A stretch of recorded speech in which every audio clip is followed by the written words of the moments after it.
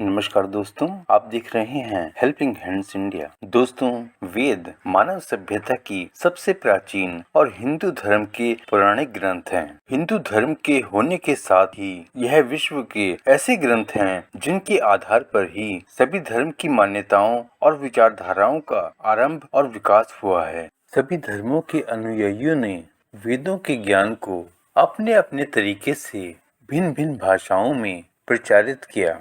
वेद 4 हैं: ऋग्वेद, यजुर्वेद, सामवेद और अथर्ववेद।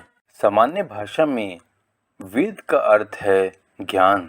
वस्तुतः ज्ञान प्रकाश है जो मनुष्य मन के अज्ञान रूपी अंधकार को नष्ट कर देता है। वेद पुरातन ज्ञान विज्ञान का अथाह भंडार है। इसमें मानव की हर समस्या का समाधान है। वेदों में ब्रह्म, देवता, ब्रह्मांड, ज्योतिष, गणित, रसायन, औषधि, प्रकृति, खगोल, भूगोल, धार्मिक नियम, इतिहास, रीति रिवाज आदि लगभग सभी विषयों से संबंधित ज्ञान भरा पड़ा है। वेदों की उत्पत्ति कैसे हुई? भगवान विष्णु को मानव अति प्रिय हैं। भगवान विष्णु ने ज्ञान का प्रकाश मानव तक पहुंचाने के लिए अपने मुखमंडल से चारों वेदों को उत्पन्न किया और वेदों के ज्ञान को जनमानस तक पहुंचाने का कार्यभार उन्होंने ब्रह्मा जी को दिया। क्योंकि ब्रह्मा जी ही इस सृष्टि के रचयिता हैं, इसलिए इन चारों वेदों की रचना ब्रह्मा जी ने अपने हाथों से की और उन्होंने इन वेदों का ज्ञान तपस्या में लीन अंगिरा, आदित्य, अग्नि और वायु ऋषियों को दिया था। इसके बाद पीढ़ी दर पीढ़ी वेदों का ज्ञान चलता रहा। आइए अब हम आपको बताते हैं वेदों में क्या लिखा है। वेदों में सबसे पहला वेद ऋग्वेद कहलाता है। ऋग्वेद का संदेश है मनुर्भव, मतलब मनुष्य बनो। ऋग्वेद ईश्वर और मानव के संबंध की परिभाषा है। यह मानव को प्रार्थना के मंत्र सिखाता है, क्योंकि प्रार्थना झुकना सिखाती है। जिस प्रकार वृक्ष की डाली फलों से लद जाने पर झुक जाती है, उसी प्रकार जब मनुष्य को ज्ञान और समृद्धि मिलती है तो उसे झुक जाना चाहिए। जो मनुष्य झुकता नहीं, उस सिर में अहंकार अपना डेरा डाल देता है। ऋग्वेद मानव को अहंकार से बचाता है। ऋग्वेद मानव को यह सिखाता है कि सिर किसके आगे झुकाना चाहिए और कैसे झुकाना चाहिए, क्योंकि इससे ही मानव जीवन में समृद्धि आती है। दूसरा वेद यजुर्वेद है। यजुर्वेद में समर्पण की प्रक्रिया के लिए गद्यात्मक मंत्र हैं। इसमें यज्ञ की विधियां और यज्ञ में प्रयोग किए जाने वाले मंत्र हैं। यज्ञ के अलावा तत्व ज्ञान का वर्णन भी इस वेद में है। यजुर्वेद मानव को ये बताता है, भगवान विष्णु ने स्वयं कहा है कि मैं यज्ञ में निवास करता हूँ।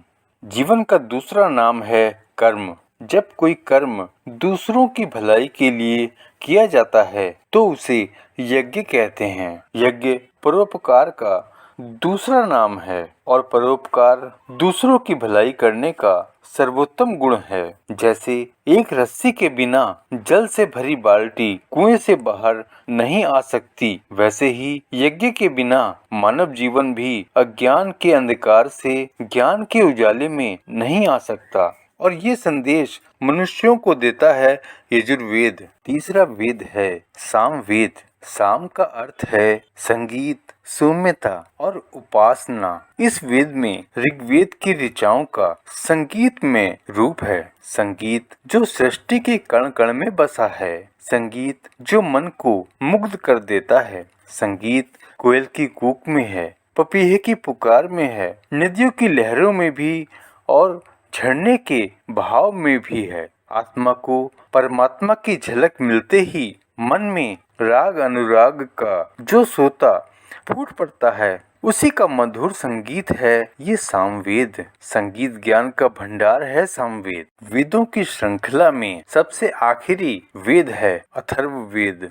इसमें गुण, धर्म, आरोग्य के मंत्र हैं। इसमें रहस्यमय विद्याएं जैसे जादू, चमत्कार आदि के भी मंत्र हैं। सूर्य अपने संग एक नवीन दिन के साथ साथ एक नई खुशी लेकर आता है और एक नवीन समस्या, एक नई कठिनाई भी लाता है। और मानव जीवन की प्रगति के लिए ये आवश्यक भी है कि वो समस्याओं को सुलझाता रहे, कठिनाइयों से लड़ता रहे। ये अथर्ववेद मानव को धरती पर पैर जमाना सिखाता है, उसके मन और शरीर को आपत्तियों से बचना सिखलाता है और समस्याओं को सुलझाने का मार्ग दिखाता है। दोस्तों, आपने यह वीडियो देखा। अगर ये वीडियो आपको पसंद आया है तो इसे लाइक और शेयर करते हुए इस YouTube चैनल को सब्सक्राइब जरूर करें और साथ ही बेल आइकन को जरूर प्रेस करें ताकि हम जितने भी वीडियो लेकर आते हैं वो सब आप तक आसानी से पहुंचते रहें। धन्यवाद।